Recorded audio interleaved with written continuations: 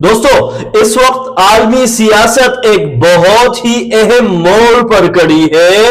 مشرق وسطی میں جو ٹینشن ایران اور امریکہ کے درمیان برسوں سے چلی آ رہی ہے، اس کو ختم کرنے کے لیے ایک نئی ڈپلومیٹک ایفرٹ دیکھنے میں آ رہی ہے۔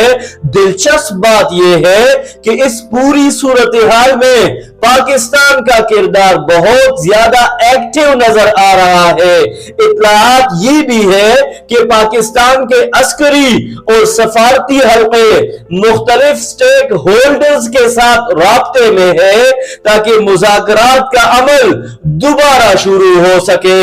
اگر واقعی یہ نیگوشیشنز کامیاب ہو جاتے ہیں تو کہا جا رہا ہے کہ اسلام آباد میں ایک بڑا انٹرنیشنل ایونٹ بھی ہو سکتا ہے جس میں کئی عالمی رہنما شریک ہوں گے۔ لیکن اصل سوال یہاں سے شروع ہوتا ہے کہ اگر ایران اور امریکہ کے درمیان کوئی ڈیل ہو جاتی ہے تو اس کا فیوچر پر کیا اثر پڑے گا۔ اگر ہم ایران کی معیشت کو دیکھیں تو یہ ایک ایسا ملک ہے جس کے پاس بے پناہ نیچرل ریسورسز موجود ہیں، خاص طور پر تیل اور گیس، لیکن برسوں سے جاری سینکشنز اور عالمی دباؤ کی وجہ سے ایران اپنی پوری معاشی صلاحیت استعمال نہیں کر سکا۔ اگر امریکہ ایران کے فروزن ایسٹس کو ریلیز کر دیتا ہے اور پابندیاں ختم ہو جاتی ہے تو ماہرین کا خیال ہے کہ ایران کی اکانومی تیزی سے ترقی کر سکتی ہے۔ ہم نے دیکھا ہے کہ خلیجی ممالک جیسے قطر، سعودی عربیہ اور یو اے ای نے تیل اور گیس کی بدولت کس طرح اپنی ڈیولپمنٹ ماڈل کو مضبوط بنایا اور دنیا کی جدید ریاستوں میں شامل ہو گئے۔ اس لیے یہ سوال پیدا ہوتا ہے کہ کیا ایران بھی اسی راستے پر چل سکتا ہے؟ ایران کی ایک اور بڑی طاقت اس کی ہیومن کیپٹل ہے۔ وہاں کی تعلیم یافتہ نوجوان نسل اور مضبوط سائنسی بنیادیں اسے ایک انوویٹو سوسائٹی بناتی ہے۔ اگر پابندیاں ختم ہو جائے اور ایران عالمی ٹریڈ سسٹم کا مکمل حصہ بن جائے تو ممکن ہے کہ وہ ترقی کے میدان میں خلیجی ممالک سے بھی آگے نکل جائے۔